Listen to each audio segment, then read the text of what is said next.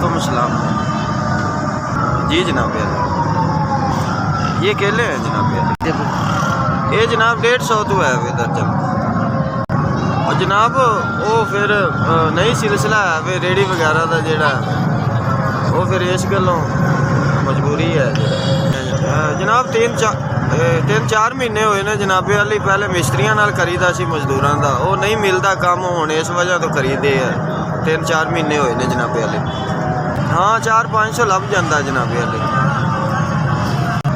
अब मुश्किल ही है बहरहाल, मुश्किल है बड़ा बेहतर। और रोज़गार कोई नहीं है इस गलों फिर थोड़ा बहुत मुश्किल गुजारा हो जाता वा।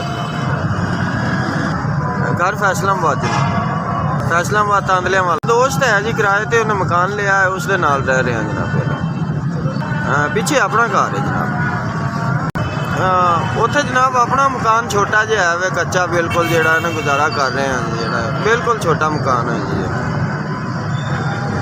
नहीं जनाबे वाली मोबाइल नहीं है अभी।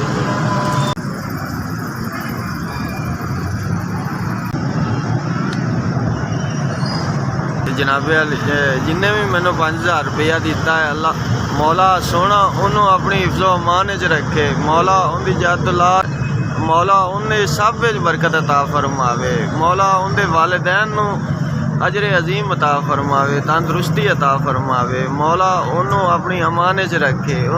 जिन्हें मेरे मस्कीन की मदद की मौला उन्होंने ढेर सारा इन्ना एक ढेर सारा देवे, उन्होंने ढेर सारा अजर दे। जिन्हें मेरी मदद की मौला उन्होंने होर ज़्यादा देवे। हाँ मैं अपना इंशाअल्लाह रेहड़ी का इंतज़ाम कर लवांगा। मौला उन्होंने होर ज़्यादा अजर। SVS थोड़ी बड़ी मेहरबानी, मौला तुहानू खुश रखे। तुसा मैनू 5000 रुपया दिता है, अल्लाह पाक तुहानू खुश रखे।